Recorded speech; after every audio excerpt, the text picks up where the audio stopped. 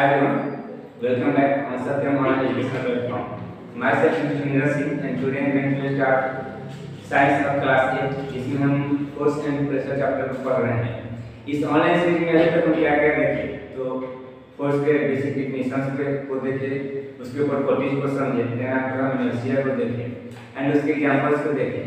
आज हम क्या देखने वाले हैं? आज हम फोर्स के टाइप को देखने वाले हैं, पर उससे पहले हम अपने क्लास को एक ब्यूटीफुल कोटेशन से स्टार्ट करेंगे and the quotation is when float comes to the fish it ends। जब बाढ़ आता है इसमें जो हमारी मछलियां होती हैं क्या करती हैं? एंड्स यानी कि चिड़ियों खाती हैं। But when water dries the ants eat fish। लेकिन जब सूखा होता है यानी जब नदी में या तालाब में पानी सूख जाता है इसमें क्या होता है? जो मछलियां होती हैं मछलियों को हमारी चिड़ियां खाती हैं। इससे एक चीज समझ में आता है कि life gives chance to everyone, just have to wait for our turn. जीवन जो है हर किसी को अपने मौके का समय देती है, हमें अपने टर्न के लिए क्या करना चाहिए? वेट करना चाहिए। आगे देखते हैं हम कांटेक्ट फोर्स को, बट उससे पहले कुछ थ्योरी को देखेंगे। फोर्स जो है दो टाइप के होते हैं। एक होता है हमारा कांटेक्ट फोर्स और दूसरा जो होता है हमारा वो होता है non contact force.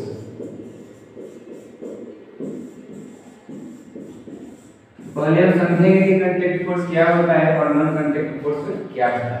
Contact force basically वो फोर्स होता है जो कि हमारे जब किसी ऑब्जेक्ट के कांटेक्ट में आने के बाद वो फोर्स अप्लाई किया जाता है। जैसे कि force which can apply only when it is in physical contact. जब वो फिजिकल कांटेक्ट में होता है, जैसे कि हम लोग मस्कुलर फोर्स अप्लाई करते हैं या फिर हम लोग फ्रिक्शन यूज करते हैं तो भी हमारा किसमें आएगा? कांटेक्ट फोर्स में आएगा। दूसरा होता है हमारा नॉन कांटेक्ट फोर्स। ऐसा फोर्स वह फोर्स जो कि हम विदाउट कांटेक्ट यानी बिना किसी फिजिकल कांटेक्ट के हम फोर्स को अप्लाई करते हैं वो हमारा क्या कहलाता है? नॉन कांटेक्ट कहलाता है, नॉन कांटेक्ट फोर्स कहलाता है।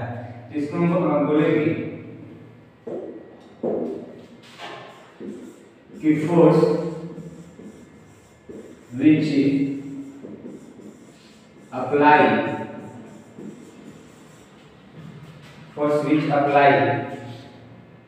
on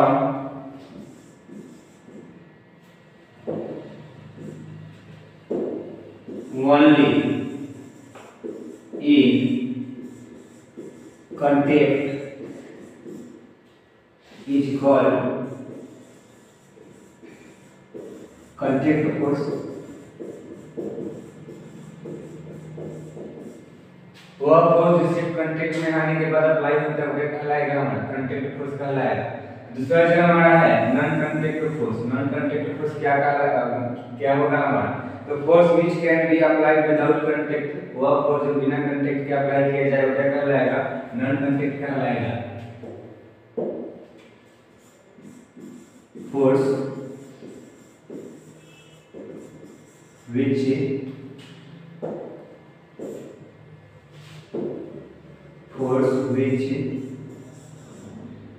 can apply without contact। वह फोर्स बिना कांटेक्ट के अप्लाई हुआ क्या कहलाएगा? हमारा नॉन कांटेक्ट कहलाएगा। और वह फोर्स हमारे कांटेक्ट में फिजिकल कांटेक्ट में आने के बाद अप्लाई किया जाएगा वो क्या कहलाएगा? हमारा कांटेक्ट फोर्स कहलाएगा। तो ये जो हमारे दोनों फोर्स है हमारे देखने वाले हैं यहाँ से।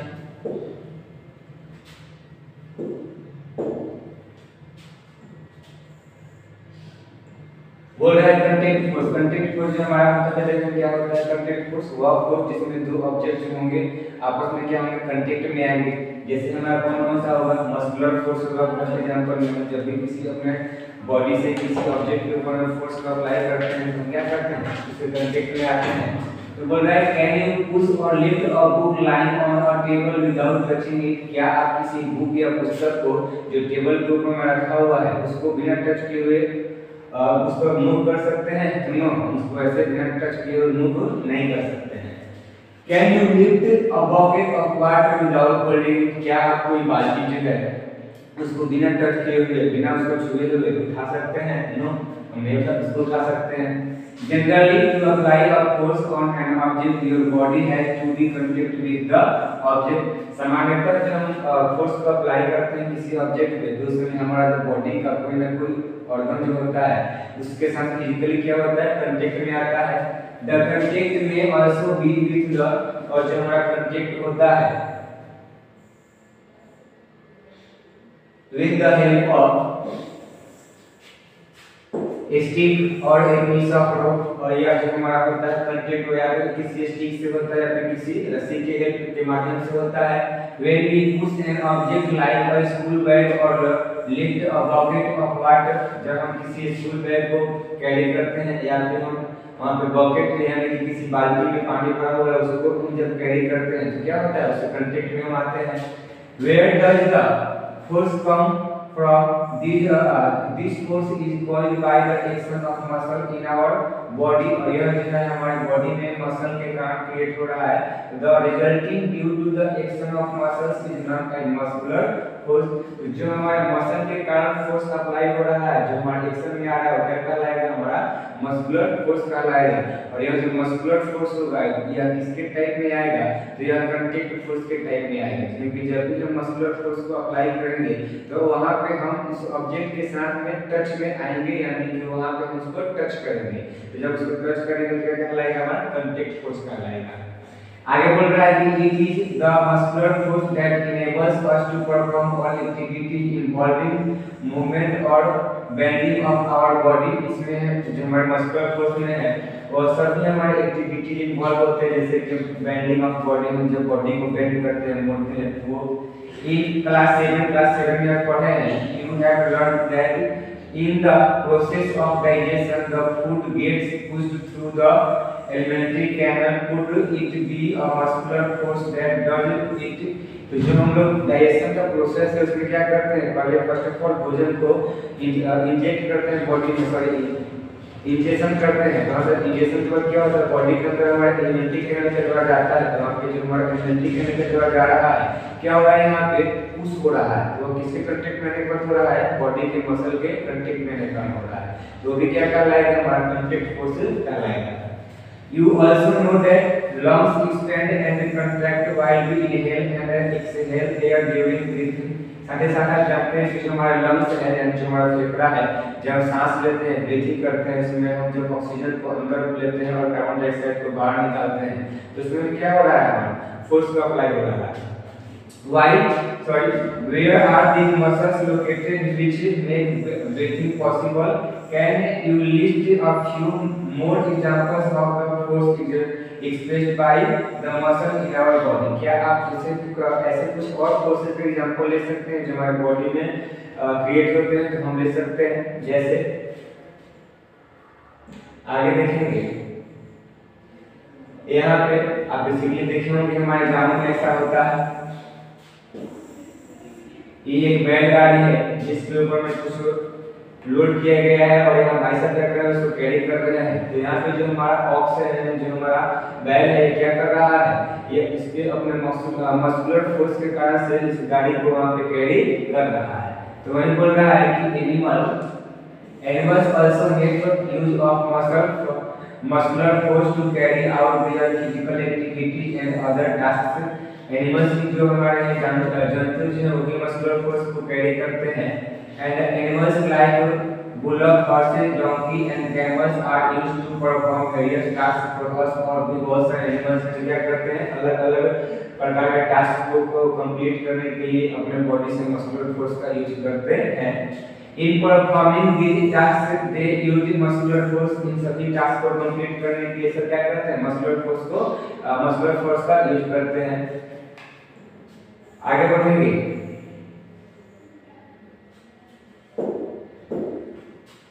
क्या बोल रहा है हमारा, some muscular force can be applied only when it is in contact with an object। कुछ मस्कुलर फोर्स है वह सिर्फ ऑब्जेक्ट के कांटेक्ट में आने के बाद ही हमारे अप्लाई होते हैं। So it is called contact force, इसलिए इसे क्या कहते हैं, कांटेक्ट फोर्स कहते हैं।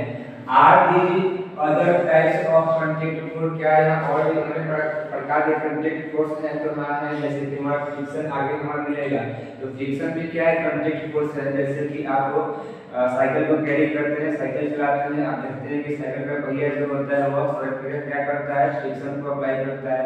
हम भी जब चलते हैं पैदल तो हमारा जो पैर होता है, पैर में हमारे सरफेस जो हमारा होता है रोड का उसके साथ क्या होता है, फ्रिक्शन अप्लाई होता है। तो फ्रिक्शन जो हमारा अप्लाई हो रहा है एक ऑब्जेक्ट के ऊपर में दूसरे तरफ से कांटेक्ट में आ रहा है तब अप्लाई हो रहा है, यानी फ्रिक्शन भी क्या है, एक कांटेक्ट फोर्स है। जिसको हम देखेंगे क्या बोल रहा है फ्रिक्शन, बोल रहा है recall some of your experiences of ball rolling along the ground gradually slowly down and finally comes to rest।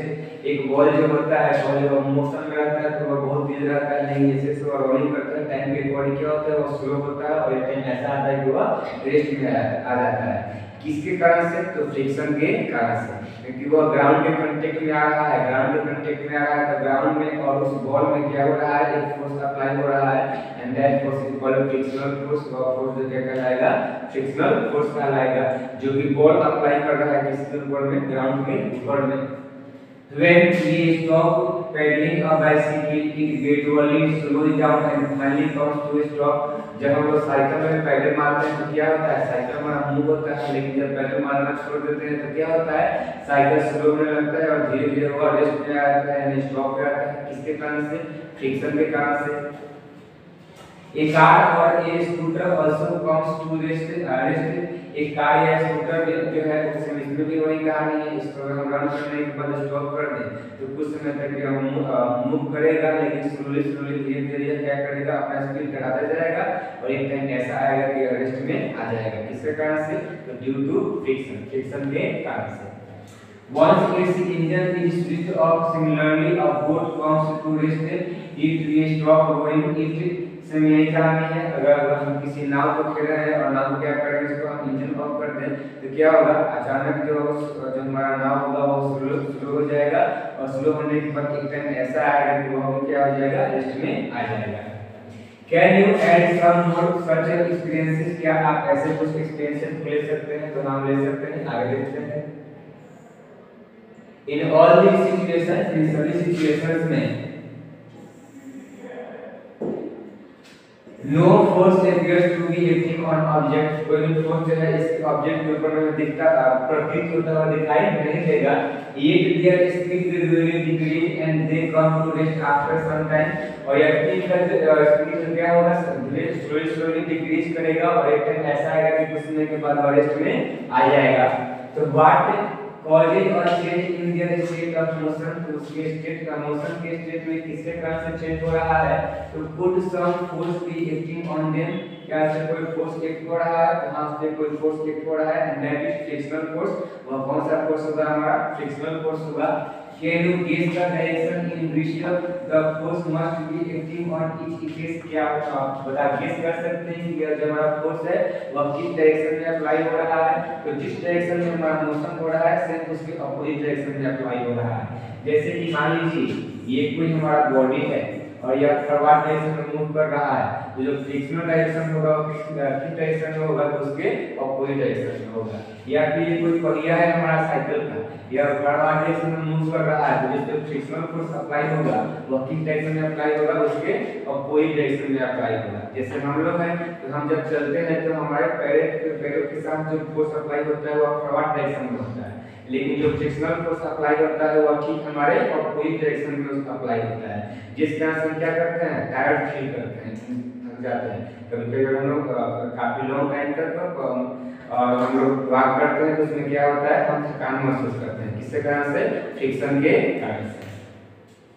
बोल रहे हैं कि the force responsible for the changing the state of motion of object in all the examples is the force of friction. वह कौन सा force है, हमारा frictional force है। It is the force of friction between the surface of the ball and the ground that brings the moving ball to rest. और यह जो force apply हो रहा है वह ग्राउंड के सरफेस में और बॉल के सरफेस में अप्लाई हो रहा है, जिसके कारण से बॉल जो है रेस्ट में आ रहा है। Similarly, ठीक इसी प्रकार friction between water and the boat brings to a stop once you stop rowing. से इसी प्रकार जब नाव चलते रहे थे जब उसको बंद कर दिए तो क्या हुआ, नाव देखिए बंद हो गई, चलना बंद कर दी। किसके कारण से, तो वाटर में और नाव के बीच में क्या हो रहा था, फ्रिक्शनल फोर्स अप्लाई हो रहा था, जिस कारण से उसने मूव करना बंद कर दिया। आगे बोल रहा है, ये हमारे क्लास का लास्ट होगा।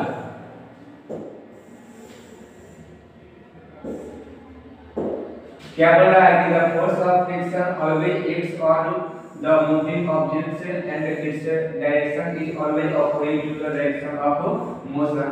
जो हमारा फ्रिक्शनल फोर्स है वो हमेशा किसी मूविंग ऑब्जेक्ट पे अप्लाई होता है और वह उसका जो डायरेक्शन होता है ऑलवेज जो होता है वह मोशन के डायरेक्शन के अपोजिट में होता है। जो मैंने आपको पहले समझाया था कि भाई साहब जो थे या भाई साहब फॉरवर्ड डायरेक्शन मूव कर रहे थे तो फ्रिक्शनल फोर्स किस डायरेक्शन में अप्लाई होगा, उसके अपोजिट डायरेक्शन में।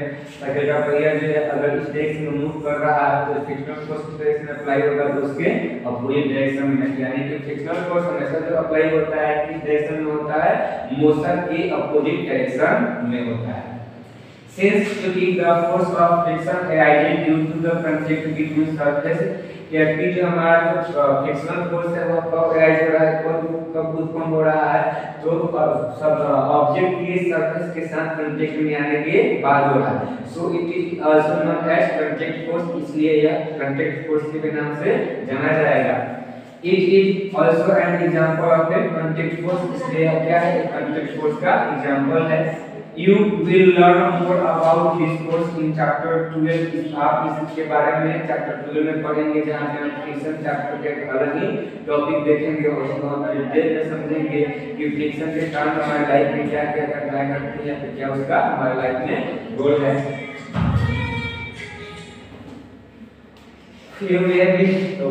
Wondering whether it is essential for the agent apply of force, क्या यह अनिवार्य है कि जब भी हम फोर्स को अप्लाई करते हैं फिर कोई बॉडी मूव करता है तो उस समय हमारा फ्रिक्शनल फोर्स अप्लाई होता है। तो हाँ ऐसा होता है। इसके बाद की जो कहानी है हम आगे देखेंगे या फिर एक लाइन समझेंगे। और an object to always in contact with it as manner। इसके बाद की जो कहानी है नॉन कांटेक्ट फोर्स का जो हम अगले वीडियो में देखेंगे, तब तक आप इस वीडियो को देखेंगे। अपने होमवर्क में आप क्वेश्चन नंबर आप लोग 1 2 3 तक सॉल्व कर लिए हैं। सो आप लोग आज जो होगा क्वेश्चन नंबर 4 5 और 6 को सॉल्व करेंगे और मेरे पर्सनल व्हाट्सएप ग्रुप पे इसको सबमिट करेंगे, जहां से मैं चेक करने के बाद आपके ग्रुप में सबमिट करूंगा। ओके।